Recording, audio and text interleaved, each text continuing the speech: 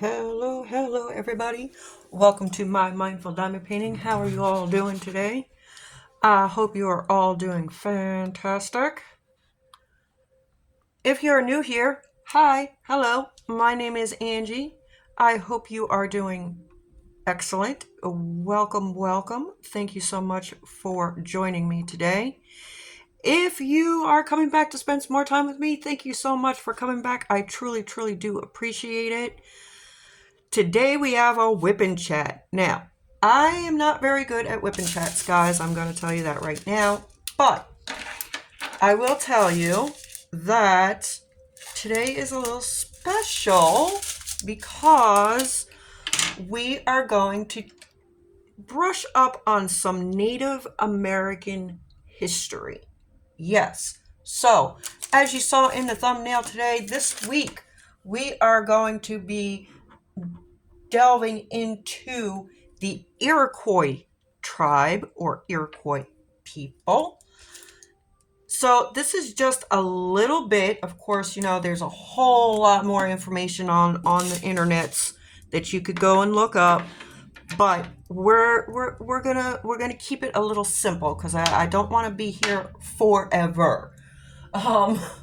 So I have my little laptop in front of me. I am going to try to read and diamond paint at the same time. I don't know how well this is going to go, but we're going to try it, okay? We're going to try it. All right, so before we get started, let me go ahead and get some of my drills out. We will be working on this beautiful medicine man. Yes, I call this the medicine man. Give me 1 second. I will raise it up for you. It is absolutely stunning. I just love it. Love. All right. So let me get situated here. So if you can't see what I am doing, be patient. You'll eventually see my hands going up and down. All right, so let's start with some information about the Iroquois. Iroquois, any member of the North American Indian tribe speaking a language of the Iroquoian family, notably the Cayuga, Cherokee, Huron, Mohawk, Oneida, Onondaga, Seneca, and Tuscarora. The peoples who spoke Iroquoian languages occupied a continuous territory around Lakes Ontario, Huron, and Erie in present-day New York State and Pennsylvania, and southern Ontario and Quebec in Canada. That larger group should be differentiated from the 5 nations, later 6, better known as the Iroquois Confederacy, or their self-named Haudenosaunee Confederacy. Yes. As was typical of the Northeast Indians before colonization, the Iroquois were semi-sedentary agriculturists who palisaded their villages in time of need. Each village typically comprised several hundred persons. Each village typically comprised several hundred persons. Iroquois people dwelt in large longhouses made of saplings and sheathed with elm bark, each housing many families. So longhouses, and it had more than one family in each longhouse. Very interesting. The Longhouse family was the basic unit of traditional Iroquois society, which used a nested form of social organization. Households, each representing a lineage, were divisions of clans. Several clans constituted each moiety, and the 2 moieties combined to create a tribe. Nice. Groups of men built houses and palisades, fished, hunted, and engaged in military activities.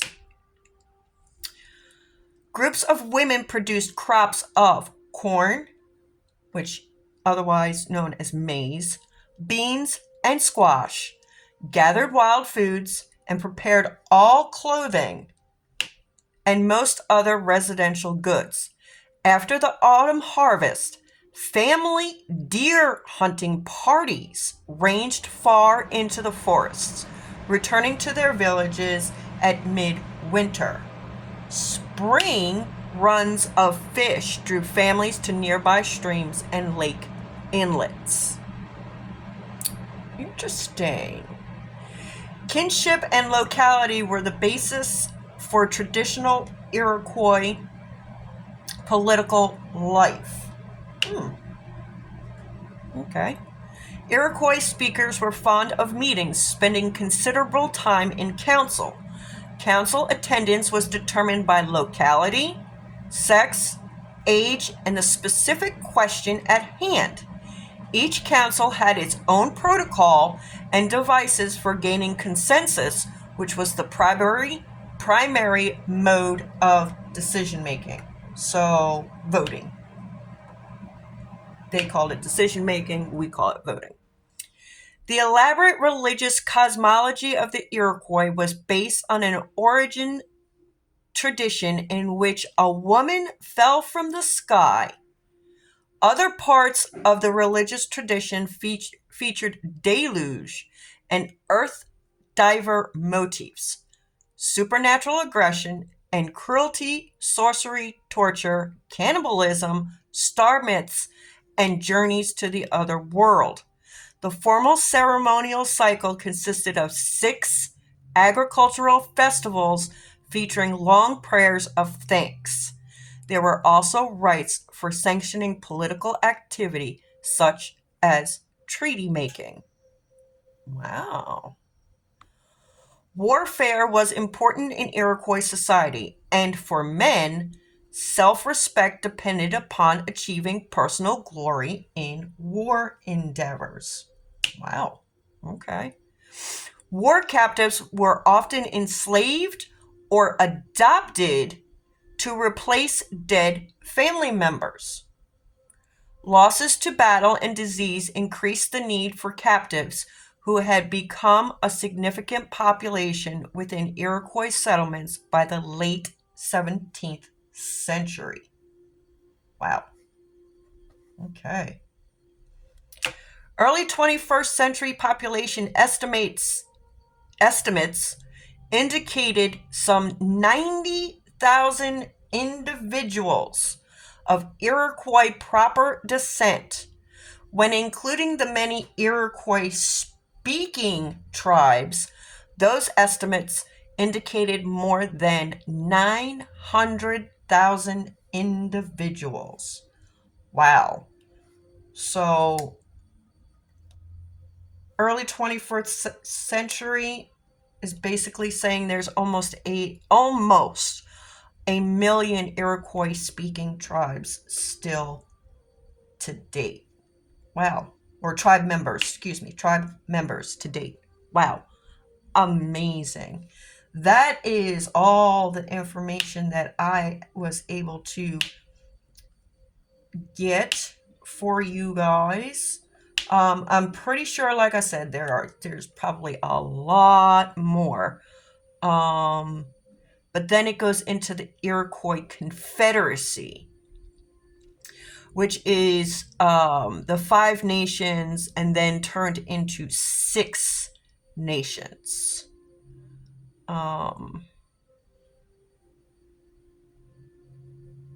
So let's go into that just a little bit, because it looks like it's pretty darn interesting.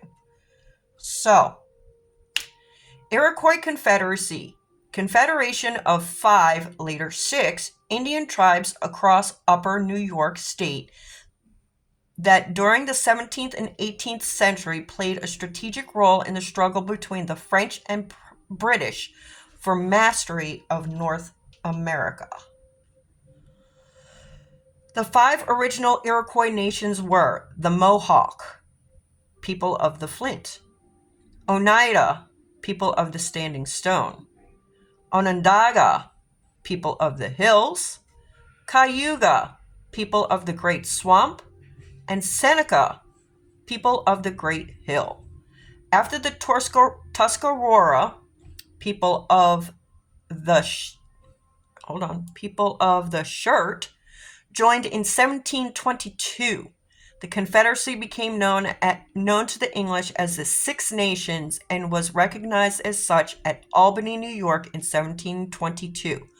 Often characterized as one of the world's oldest participatory democracies, the Confederacy has persisted into the 21st century. Wow. That is amazing, guys. Wow. So to this day, love it. Love it, love it, love it. All right, let's see what else we got.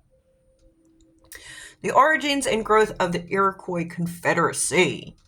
The peacemaker story of Iroquois tradition credits the formation of the Confederacy between 1570 and 1600 to Decanawada, the peacemaker, born a Huron who is said to have persuaded Hiawatha, an Onondaga living among Mohawks, to advance peace, civil authority, righteousness, and the great law. Wow. As sanctioned for Confederation. Cemented mainly by their desire to stand together against invasion, the tribes united in a common council composed of clan and village chiefs. Each tribe had one vote, and unanimity, was required for decisions. Under the Great Law of Peace, the joint jurisdiction of 50 peace chiefs, known as sachems, or oh, good God, I cannot say that. We're going to say known as sachems, embraced all civil affairs at the intertribal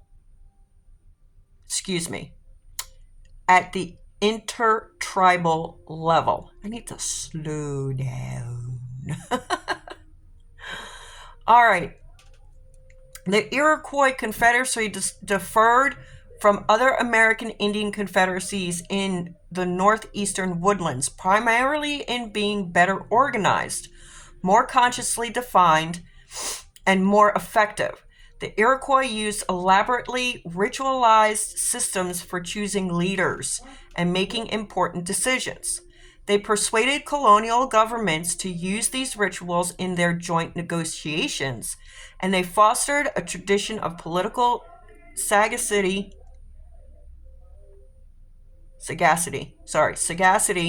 based on ceremonial sanction rather than on the occasional outstanding individual leader. Because the League lacked administrative control, the nations did not always act in unison, but spectacular successes in warfare compensated for this and were possible because of security at home. Wow. We are getting deep into it now, guys. Let's get deep into it. During the formative period of the Confederacy, about 1600, the five nations remained concentrated in what is now central and upper New York State, barely holding their own with the neighboring Huron and Mohican,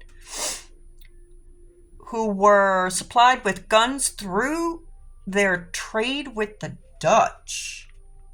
I did not know that. Wow. Okay. By 1628, however, the Mohawk had emerged from their secluded woodlands to defeat the Mohican and lay the Hudson River Valley tribes and New England tribes under tribute for goods and wampum. Okay, I'm not sure what wampum is. The Mohawk traded beaver pelts to the English and Dutch in exchange for firearms, and the resulting depletion of local beaver populations drove the Confederacy members to wage war against far-flung tribal enemies in order to procure more supplies of beaver. In the years from 1648 to 1656, the Confederacy turned west and dispersed the Huron, Tayonantati, Neutral, and Erie tribes. The Andasti succumbed to the Confederacy in 1675, and then various eastern Siouan allies of the Andasti were attacked. By the 1750s, most of the tribes of the Piedmont had been subdued, incorporated, or destroyed by the League. Ooh. Oh, damn. The Iroquois Confederacy's role in the French-British rivalry. Oh, this ought to be interesting. The Iroquois also came into conflict with the French in the later 17th century. The French were allies to their enemies, the Algonquins. Oh, okay. And Hurons, and after the Iroquois had destroyed the Huron Confederacy in 1648 to 1650, they launched devastating raids on New France for the next decade and a half. Wow, 15 years. Holy molies. They were then temporarily checked by successive French expeditions against them in 1666 and 1687, but after the latter attack, led by the Marquis de Dononville, the Iroquois once again carried the fight into the heart of French territory, wiping out Lachine near Montreal in 1689. These wars were finally ended by a series of successful campaigns by New France's governor, the Comte de Frontenac, against the Iroquois in 1693 to 1696. For a century and a quarter before the American Revolution, the Iroquois stood athwart the path from Albany to the Great Lakes, keeping the route from permanent settlement by the French and containing the Dutch and the English. Wow. Okay. In the 18th century, the Six Nations remained consistent and bitter enemies of the French, who were allied with their traditional foes.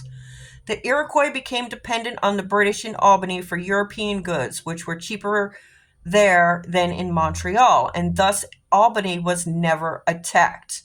The Iroquois' success in maintaining their autonomy, both the people that could field only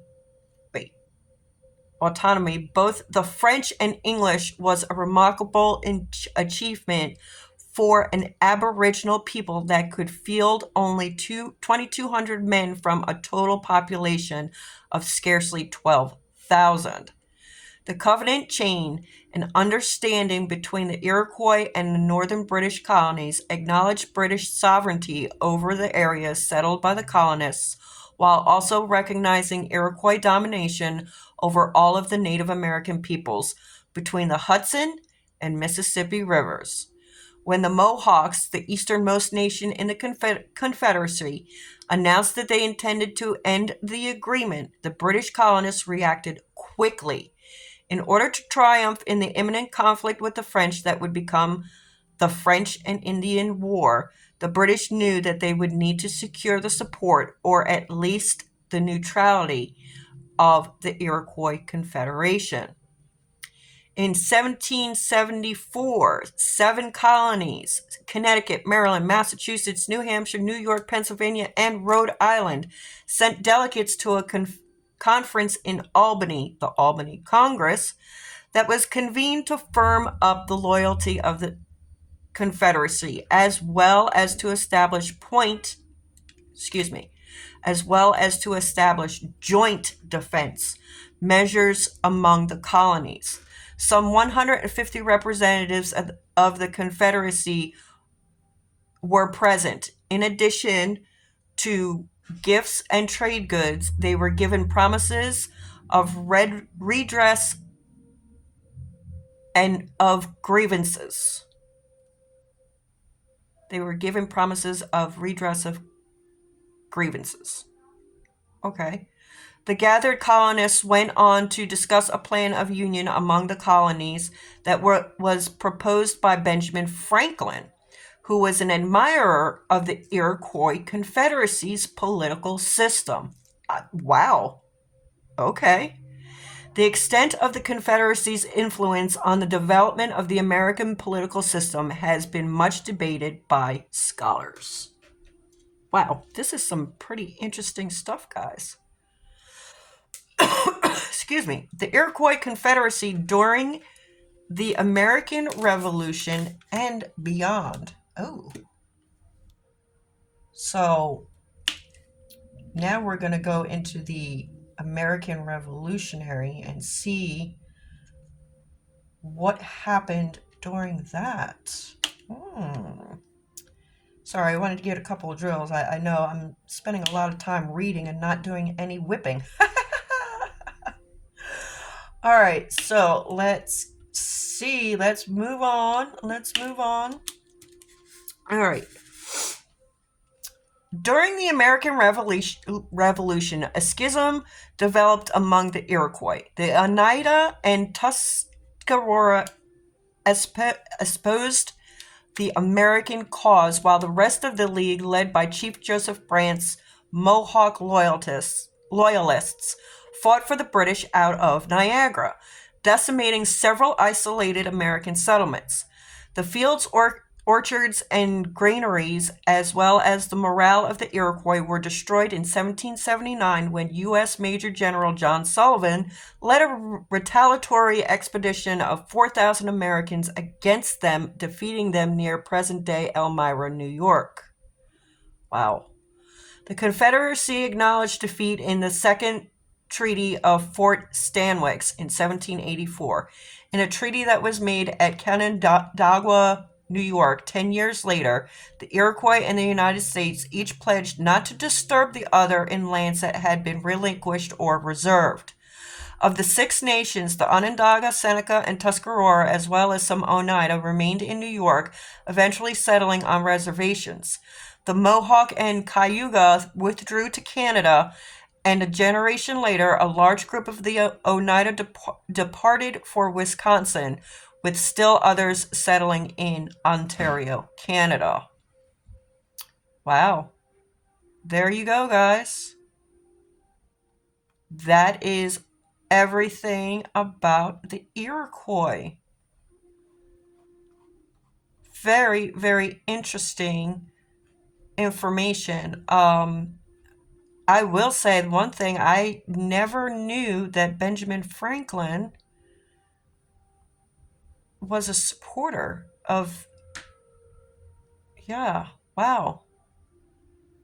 Admirer of the Iroquois Confederacy. I did not know that.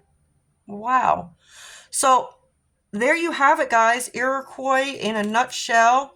Like I said, there's a whole lot more information online for you guys to look up if you would like to. But wow. Yeah.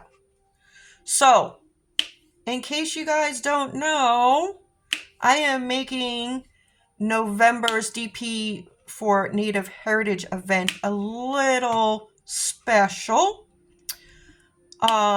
We just got over talking about the Iroquois. I hope you guys will rewatch this and maybe take some notes, because on Saturday when Miss Angie goes live, yes, I go live every Saturday at 2 p.m. Eastern Standard Time.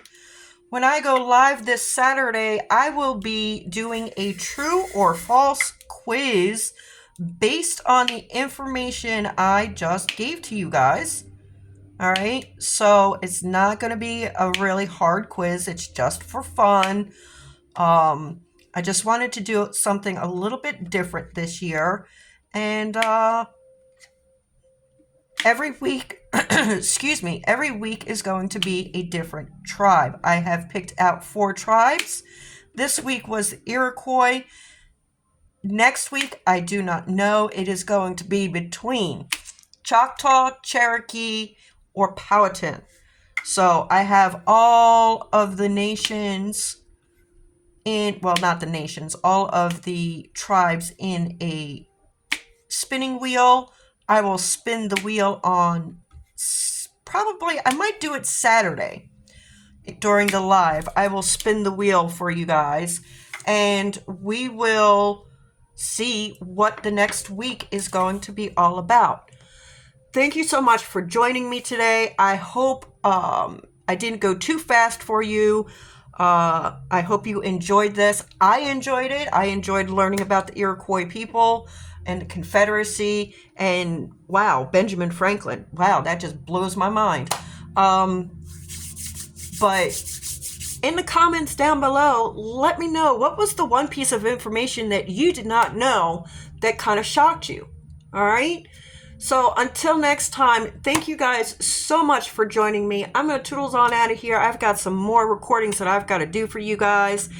And yeah, I am looking forward to this. Thank you so much for joining in DP Pink, or excuse me, we just got done with that one. Thank you for joining in with DP for Native Heritage 24. Make sure you are going to the Facebook group that is linked in my description box down below, because we're trickling some hints. We've got an anonymous sponsor. Yes, a secret sponsor. So we are trickling in little teasers here and there, and when the event is over, we will go ahead and tell you who that sponsor is. And it's not anonymous. It's just a secret sponsor. Okay, it's not anonymous. I said the wrong word. Anyway, yes, be sure to check out the Facebook group. And also make sure to check out my bestie's channel, JTMJ Crafts. He is co-hosting with me. We are co-hosting this event. We do this every single year, and we are just so excited. All right, I'm going to stop babbling on. I'm going to toodles on out of here. But before I do that, I am going to remind you to always do what you love what you do, and always try to stay mindful. I love you guys. I will see you all real soon. Bye-bye.